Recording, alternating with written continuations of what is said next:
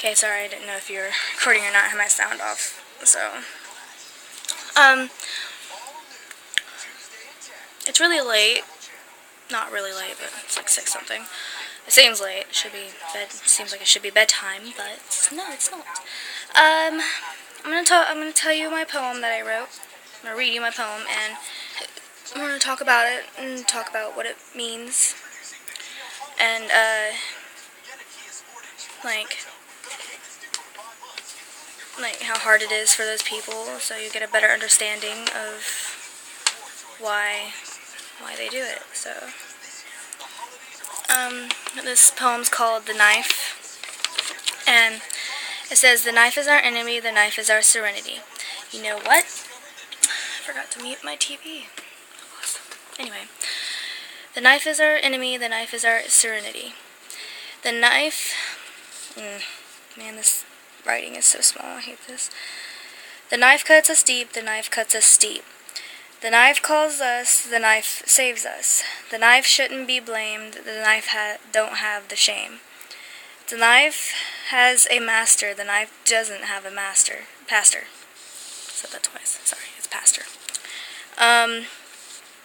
The knife should be put down, the knife is put down without a sound.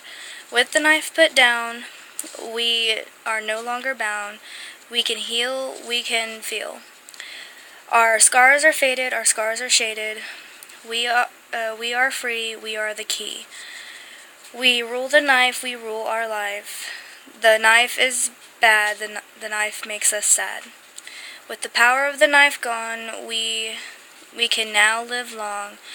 We can now be happy, we can now be laughing. Instead of crying, we are smiling. And I wrote that December 1st of 2015. And I wrote that because, since some of you don't know, sorry for the background noise, my stepdad's home, so, I am a victim of cutting myself, and, it's not a good thing to do. It's not, and it's really hard for the people who do it to stop doing it, or yeah, just to stop doing it, or to quit doing it altogether. It's really hard for those people because their life is really bad. Really bad. Like, their life at home could be super bad, you don't even know. And some people like to bully these people. And as you know from one of my last episodes, I hate bullying completely, but and by you bullying them, it's just making it worse. That's why they wear long sleeves. That's why they have wraps around their arms. That's why they hide it at all times sometimes. And now that I have been clean for several months now, I am not ashamed of showing it. And if somebody calls me out on it, I said, what doesn't kill me makes me stronger, and I survived the most threatening thing to myself, and that's me. So, their scars mean something, but, I got off track, that was more about me, but the people who do this, their life is very bad, and yes, there are some posers out there. There's some posers that just cut themselves for fun and attention, and it's not cool.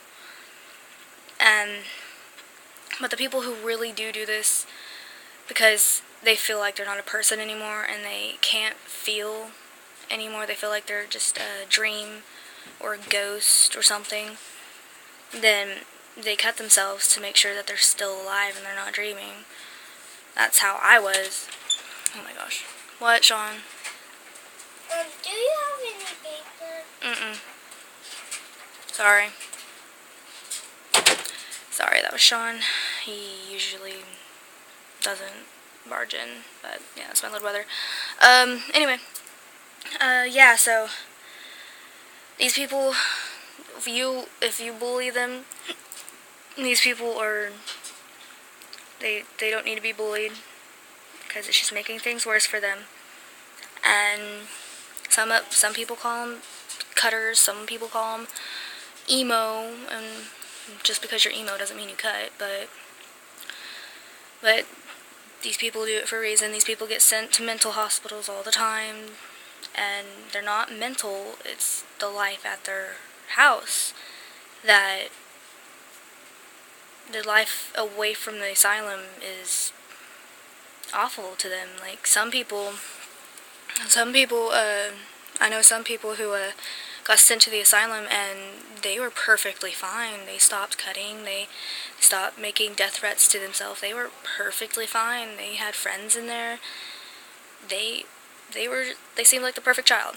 And then when they got out and went home, it started back up again, because it's usually somebody making them do it, and usually people do this over bullying a lot of times, and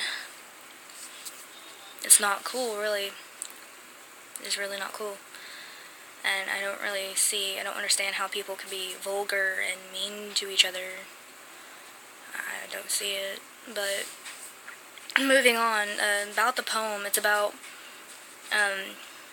usually a cutter's best friend is the knife or a blade. And what I used to do is I used to break apart my razors, and I used to cut. I'm not trying to give you any ideas, but that's what I used to do. And this poem basically means that the knife needs to be put down, and you need to get help, and you need to like get some help with that. Like, tell your teacher, tell a loved one, tell somebody, and they'll get you out of the situation. And usually people stay quiet about this stuff is because they're scared. They're really scared. And yeah, it's just talking about the knife being our enemy, and how close and attached you feel to the knife, because that's what makes you feel. And it just basically says that somebody found a good in their life, and they let the knife go.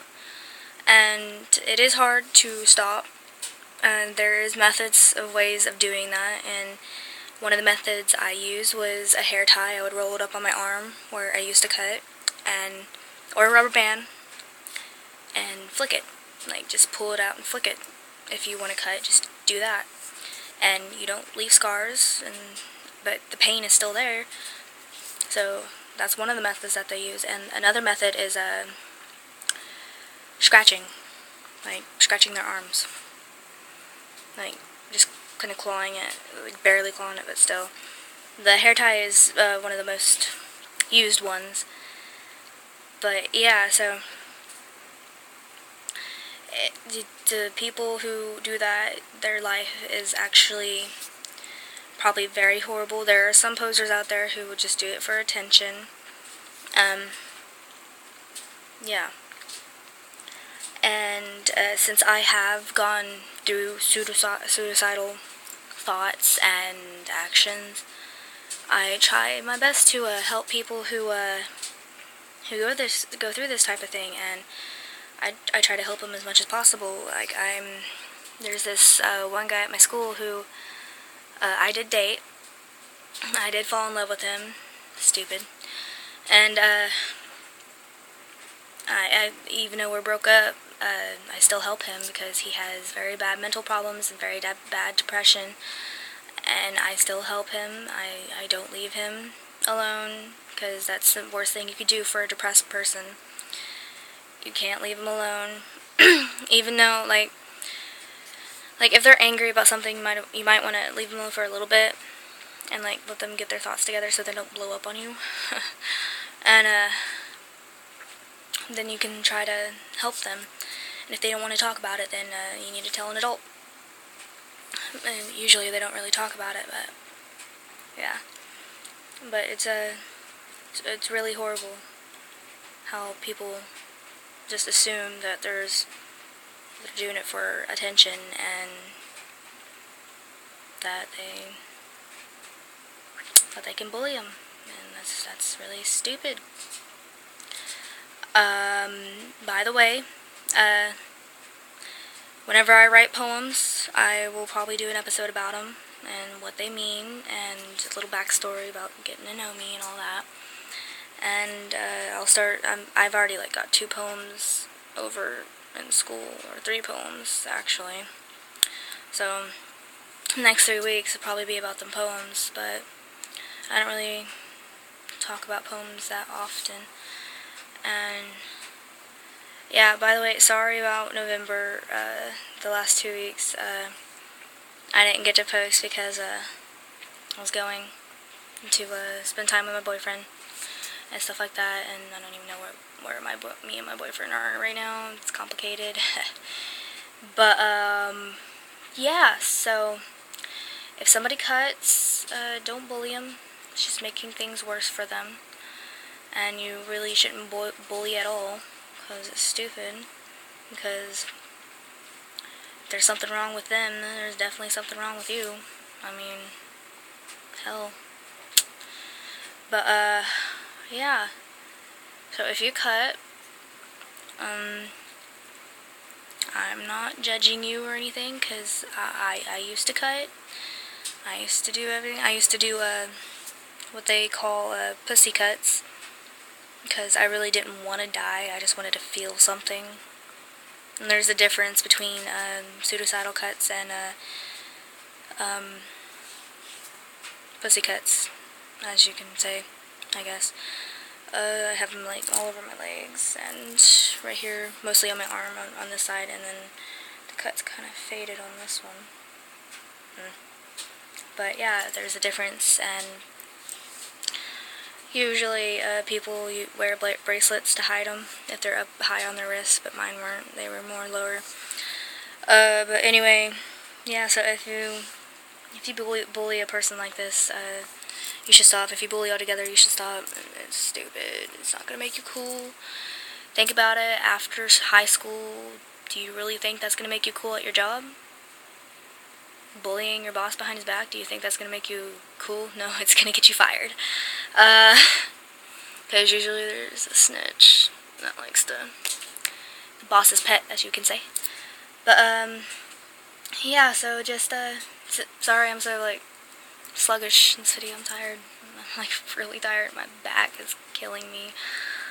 So, I'll see you guys next week. I'll probably have a guest star in my video with me, so, yeah, I'll see you all next week. Have a good week. Bye.